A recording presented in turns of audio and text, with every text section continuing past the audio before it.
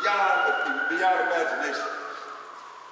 That's why all praise and glory to the Most High power of Abraham, Isaac, and Jacob that we are called and can understand this truth, man. For what it is that we do know, the little part that we do know. We know in part and prophesy in part. We know enough of the part to know that somebody, when they off, they going off. We can recognize that. We might have different views about certain things, but certain things, yeah. Sometimes it's the mysteries, though. I mean, would you call them new? I said new age Israelites. You say new wave Israelites, huh? He come with a new newbies, huh? Newbies? New babies, huh? Yeah, man, it's deep. So as always, we'll start at Colossians 3:17. And whatsoever to see. I know about us, so let's go to it. And whatsoever you do in word or deed, do all by Hashem HaMashiach Yahweh Shai, giving thanks to the Most High and the Father by Hashem HaMashiach Yahweh Shai. And we welcome everybody on the conference call also. Can you hear okay? On the conference call to make sure that you are being able to hear everything that's coming out to be edified tonight. Thank you. We're going to go to St. John, the 10th chapter. It's very important to know that what we're looking at as the Feast of Dedication, that this isn't something that we just did of old in the Old Testament. We've done it also. You're going to see that we observe this in the New. And we'll start off with John, the 10th chapter and the 22nd verse. John 10:22. And it was at Jerusalem at the Feast of Dedication. This is what we're looking at right now. We're observing right now. And it was winter.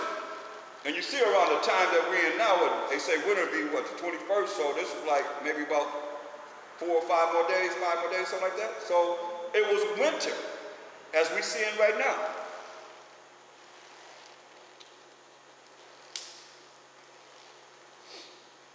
And it was at Jerusalem, the Feast of the Dedication. And it was winter. And the Mashiach Abishai walked to the temple in Solomon's porch. Then came the Jews round about him and said unto him, How long dost thou make us to doubt? If thou be HaMashiach, it's very important. If you be HaMashiach, the Christ, the Messiah, the anointed, tell us plainly. They ain't asking, was you Jesus? They asked about you, HaMashiach, because there's only one Messiah. There's only one, the anointed. HaMashiach answered them, I told you. See, I told you, and you believe not. The works that I do in my Father's name, they bear witness of me. But ye believe not, because ye are not of my sheep. That's very important. As I said unto you.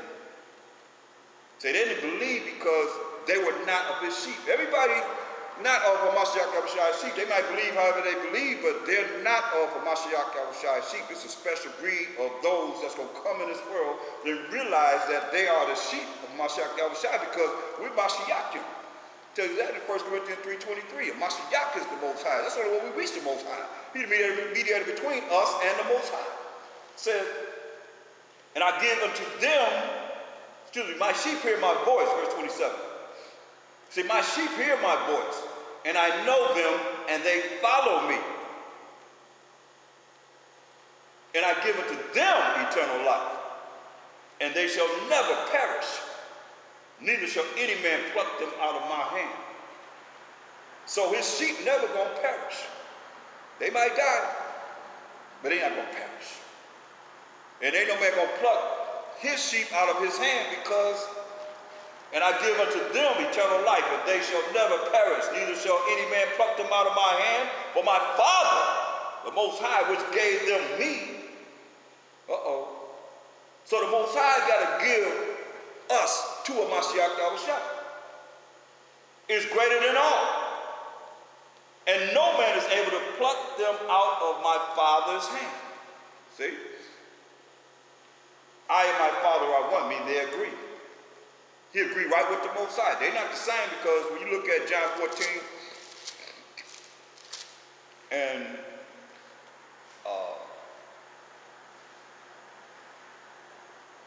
28, they're not the same. They one. He says that one don't mean they're the same. But it says if Ye have heard how I said unto you, this is John 14:28.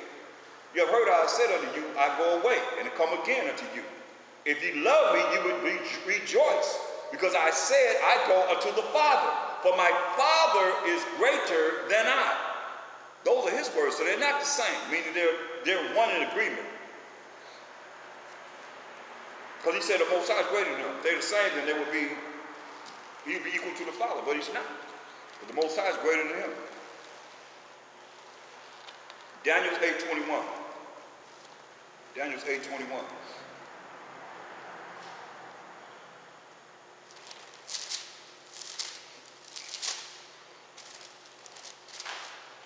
And the rough goat is the king of Grecia.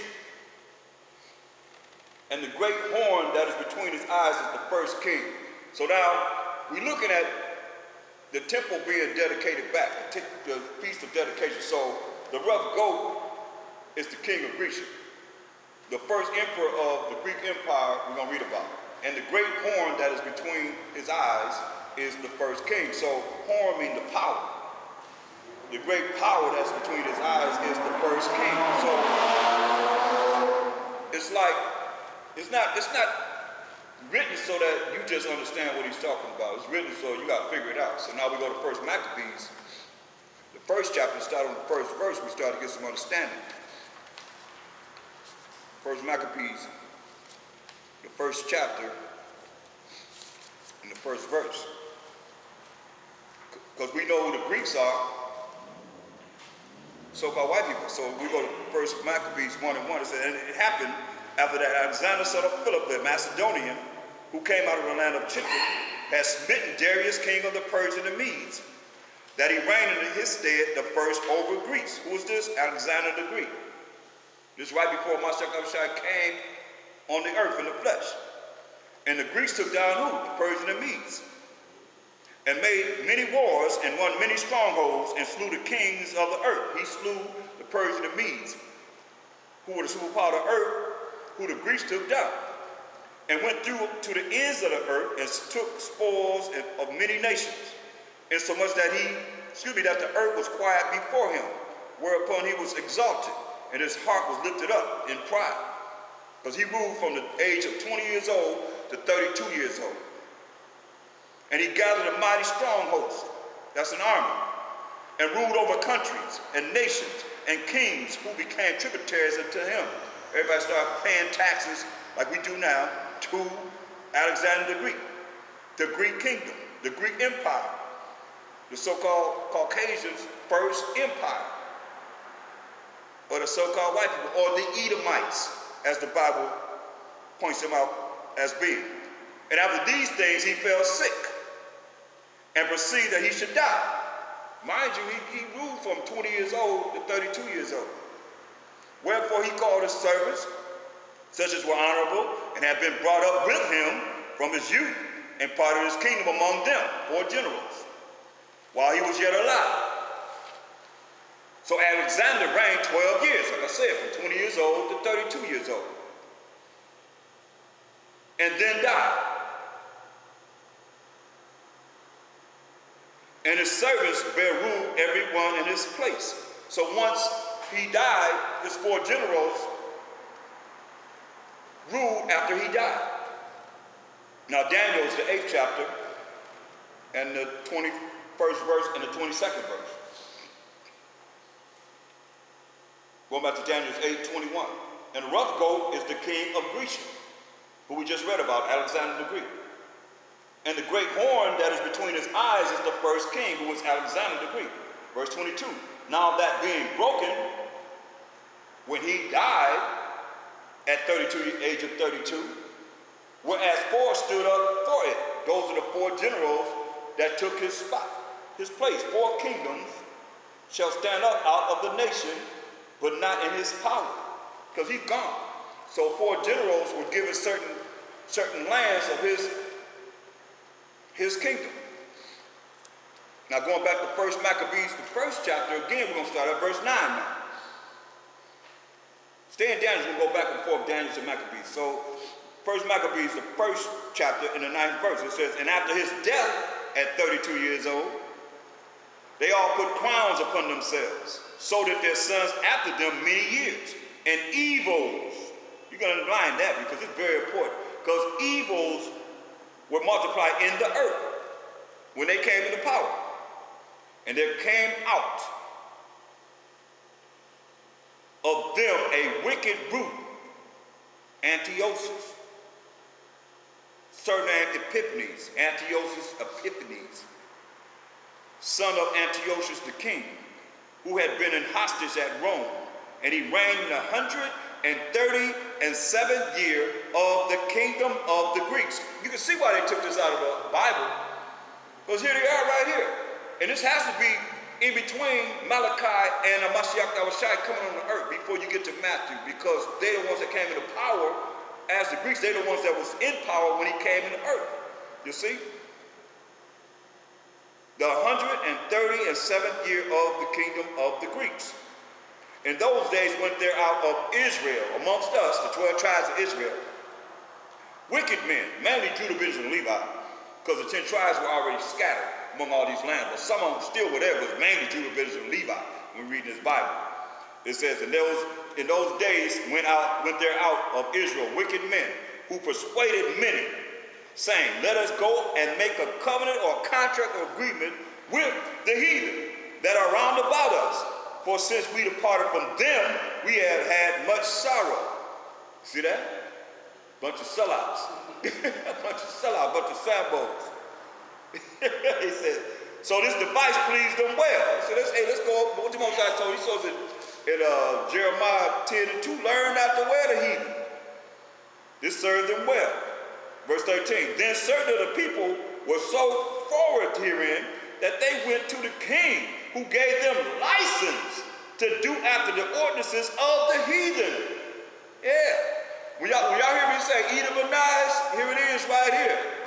That's our people right now. It was like that then, they're like that now. Let's go to Daniel's 11th chapter, verse 2. Daniel's 11 and 2.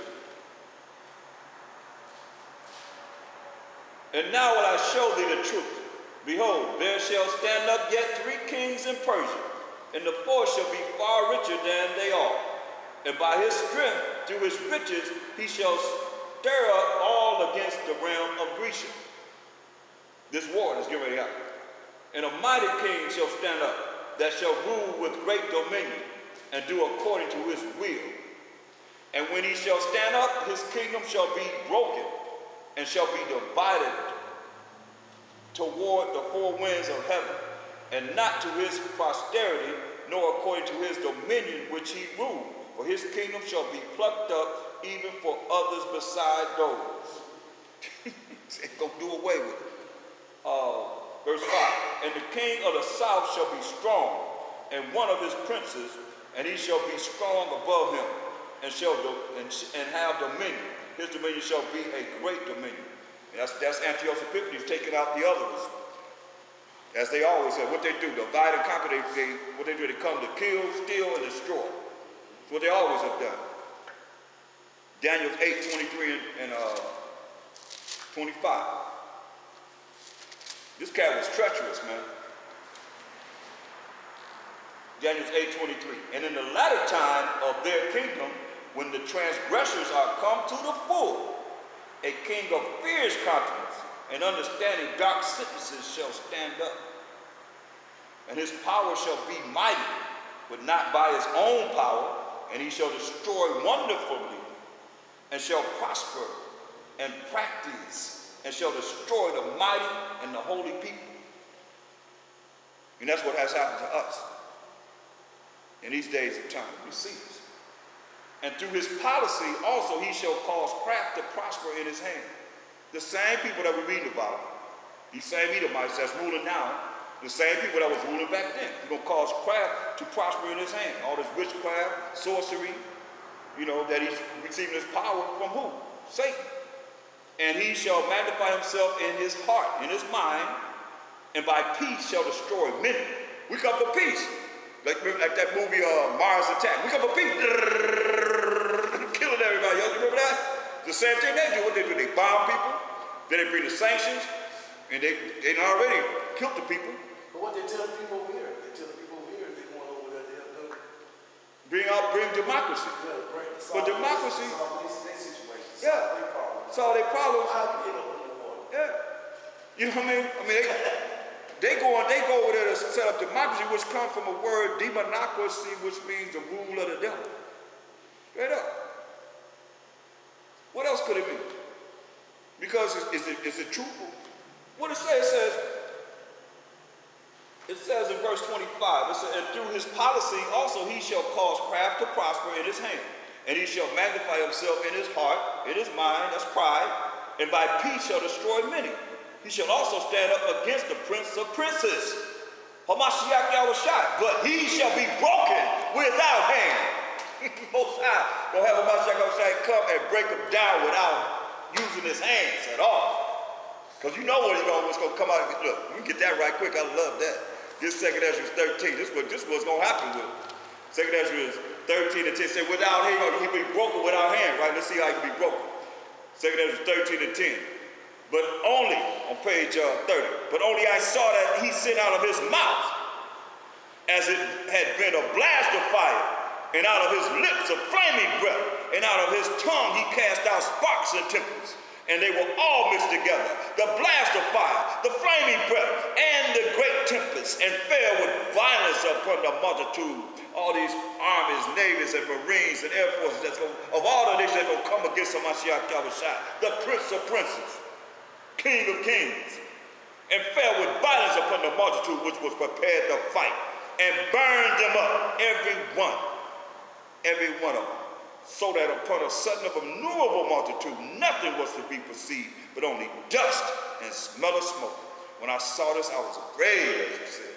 Yeah, he seen it. I mean, the Most High showed him this. That's why it says in the end of verse 25 of Daniel's 8th chapter, it says, and he shall magnify himself in his heart, and by peace shall destroy many. He shall also stand up against the prince of princes, but he shall be broken without hand. We just read about what's going to come out of his mouth. And also, you look at Isaiah 47:3. So you understand this ain't some kind of fantasy. You'll know how he's coming. Isaiah 47:3 says, thy nakedness shall be uncovered. Meaning they're going to be exposed for all the wickedness they have done. Yeah, thy shame shall be seen.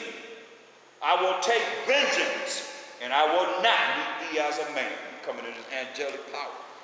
Don't think he's coming as a man. He's coming in his angelic power to bring destruction upon them.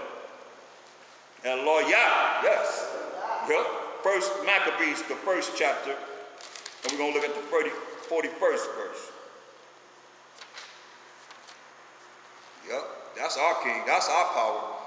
It's already written what the end result gonna be, so the thing about it, when it tells you how they know we the holy people. Before we go here, I want you to go right quick to Revelations, the 12th chapter, and understand why we reading it in Daniel, and we can read it in many different places of how they know we the holy people, and they're gonna do this. Is why we have to really stay steadfast in this word. In this word, in this word, in this word. I can't say it enough. Revelation 12 and 12. Therefore rejoice, ye heavens, and ye that dwell in them. Woe means destruction to the inhabitants of the earth and of the sea. For the devil is come down unto you, having great wrath, because he knoweth that he hath but a short time. So the devil coming down with this great wrath upon the people that's on the earth, that's even out in the sea. Verse 17, and the dragon, which is the devil, which is Satan, which is the serpent, which is the beast, which is Esau, which is the Edomites, they all the same color, red. The dragon was wrought with the woman which represents Israel in Jeremiah 6 and 2. Most I liken the daughter of Zion to a tender and delicate woman, symbolically. And the dragon was wroth with the woman and went to make war with the remnant of her seed. Now that's the 1/3. Because they already got the 2/3. They know the 2/3 going down with them. You know what I mean? They going down with them, so they don't worry about them. They're not concerned about you if you in all these different religions and so forth. And you sit there fighting for them. You know, our people go against us for them. So they don't worry about them, but they're concerned about and went to make war with the remnant of her seed, which keep the commandments of the Most High. Now, the churches don't teach the commandments of the Most High. They keep the commandments. They say we're not under the law. So you talk about them. We're talking about the 1/3 of us that's called, and hopefully going to be chosen, and shall never perish. Those that's going to follow by Hashem Mashiach Yahushua in the name of the Lord and Savior, to never perish, as he said, because nobody can pluck us out of the Most High's hand. He just told us that. You know what I mean? So that's why we got to lock into the Most High through a Mashiach Yahushua. So regardless of whatever they do, they can't, like the woman and her 7 sons. They died rather than eat any kind of abomination, because they know they got something promised to them. We can't say one day close to the kingdom, but when the time comes, you're going to be, you're going to panic and just give it all up. That old man, he lived all them years. They say, hey, eat the pork, man, you can live. He said, how my rep going to be just ruined? I stayed alive. That's the one that ate the pork. That's why his butt's still here. Don't follow him. When you have people, looking at him as an example of righteousness, and you're going to just, in the end, you're going to eat the pork just to save your life and go to hell. That's what they said. These are examples. This is examples that we have basic instruction before we leave this earth. One way or another, whether we're going to be out of here, raised up from the dead, or the chariots come down and get us and take us up in the air with a Mashiach Yahushua. Ain't nobody going to stop that. Who's ever here, you can't stop that. You can't stop them for us that's going to come with him. You can't stop that. And that's what's promised to us. They say, but they coming against those that keep the commandments of the Most High and have the testimony of a Mashiach Yahushua, the true testimony of a Mashiach Yahushua. Not no watered out down version of some old Caesar Borgia saying it don't matter what color he is, as long as his blood was red, he died for me. Ain't that what they say? That's what they say, man. I mean, come on. This talking about us. We that are coming into this truth and learning it, living and applying it in our life. No more, no less. Now let's go to 1 Maccabees, first chapter. Let's start at the 41st verse.